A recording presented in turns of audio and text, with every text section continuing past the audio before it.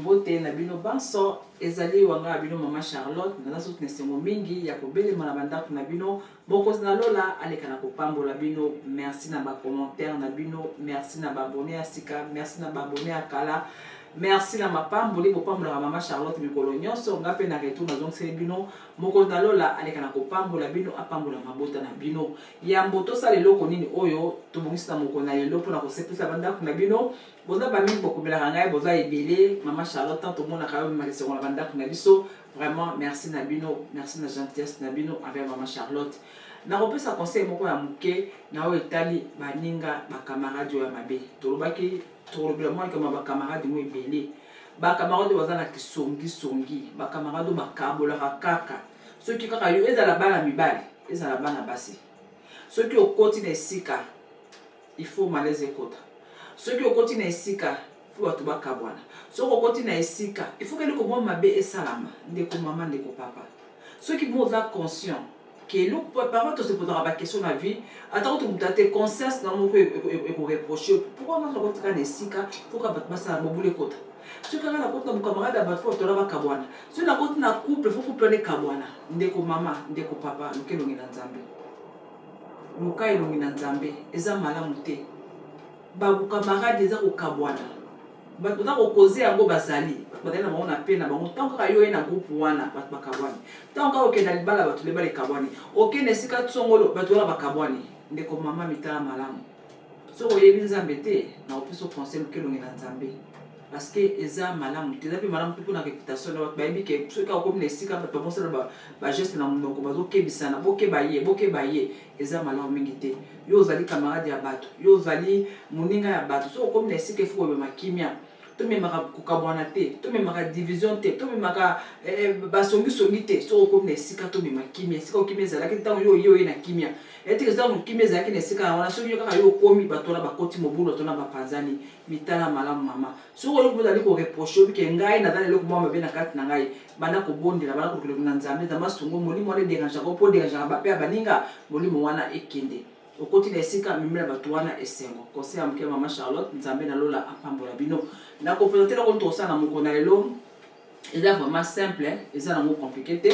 ezali taba nasala déjà je crois taba ya poso kala l'émission ya kala lelo naosala taba ezali taba fumé eutaki Belgique vraiment na leki yango nasepelaki nango mingi yango mpe nasepeli kopartage na bino recette oyo vraiment na Belgique bana bataba fumé baza na bangombe fumé baza na bambulu fumé bompe mpe eza ya qualité ya kitoko donc nga na préféré na kabola na lelo ezali taba fumé eza vraiment kitoko mingi yango tosala na moko na lelo eza nango mpe vraiment simple tosala yango pepe soupe donc le bango bengo lelo bouillon mais bamama na biso akala bano bengo pepe soupe donc tosala ezali pepe soupe na biso ya simple mais kitoko mpona yango biloko tanda nango besoin yango ezali awa eza nango vraiment simple eza compliqué te po tosala yango compliqué obebisi donc nakobana kopresente biso ezali taba na ngai yango oyo eza taba fumé nasi na sukoli nasi na bongisi yango vraiment donc natokisaki yango liboso natokisi mpo elemba mpo tabeka mwa makasi natokisi yango elembi na sukoli nango mafuta ebele nde natopisaka conseil na grasse cuisine faut éviter mafuta ezala mafuta ezala banyama ezala mafuta oyo tobakisaka il faut kosala mwa attention mpo ezosala ma bato mwa compliqué na basanté donc tabalanga so mafuta te ebele na sukoli yango mpe nabongisi yango tabalanga yango oyo alors naza na posa ya poireau omoni poireau eza mwa ebele poireau na ngai yango oyo naza na posa ya persil okota mpe céleri soko olingi eza problème te awa naza na posa ya matungulu nasi na kati déjà kali tungulu moko ya mwa moke ya monene mingi te naza na posa ya ai mpe ka bomoni ya moke na kokape yango na otya mwa feuille de laurier yango moko et puis naza na posa ya tomate mbuma moko ya tomate yango bomoni et puis oyo eza poivre blanc mosala poivre blanc moke ya mingi te et puis oyo naza na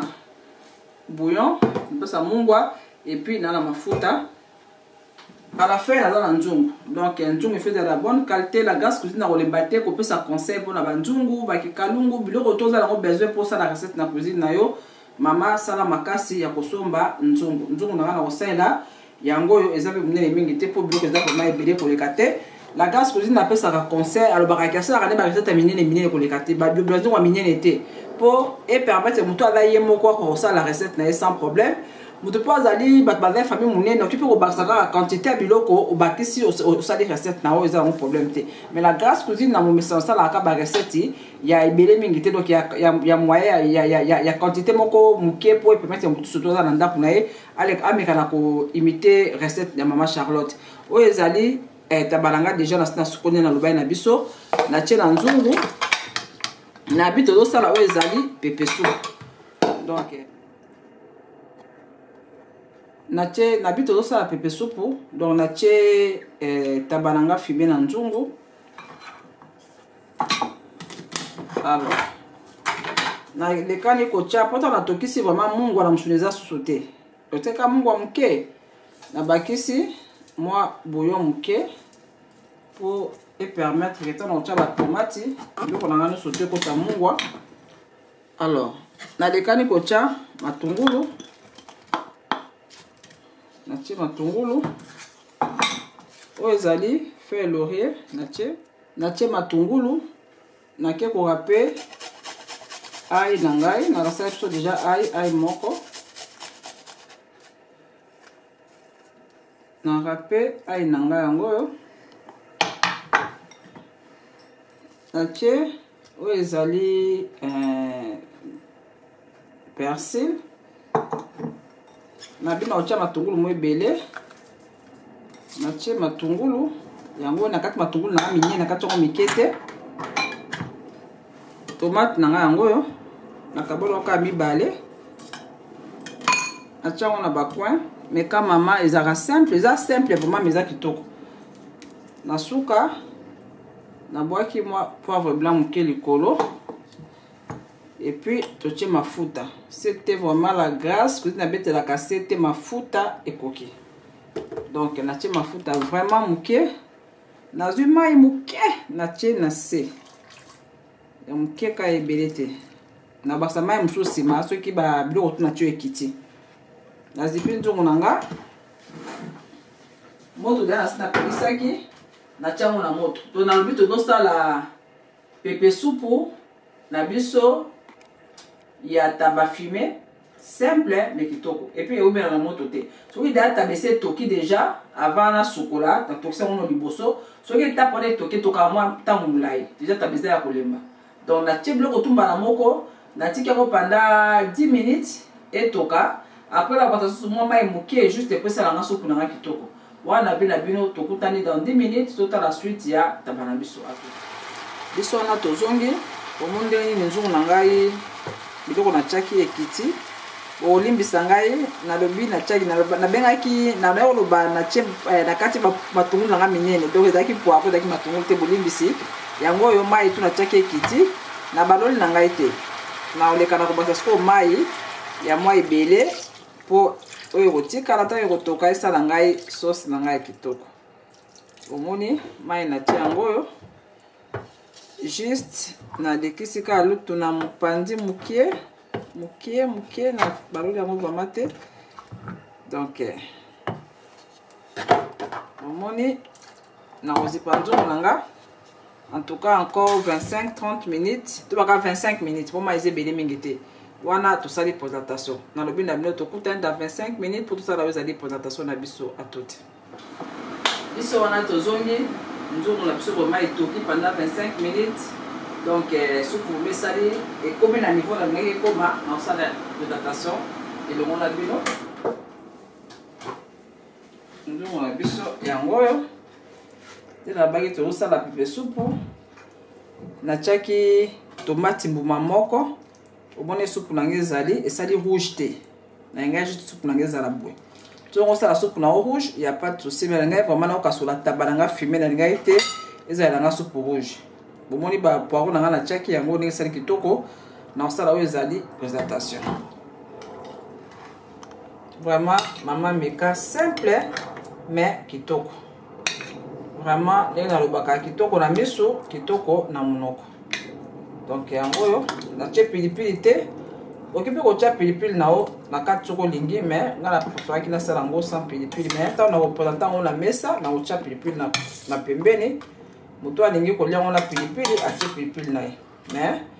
vraiment meka na ndako na yo mama eza kitoko vraiment kitoko makasi poireau na nga yango oyo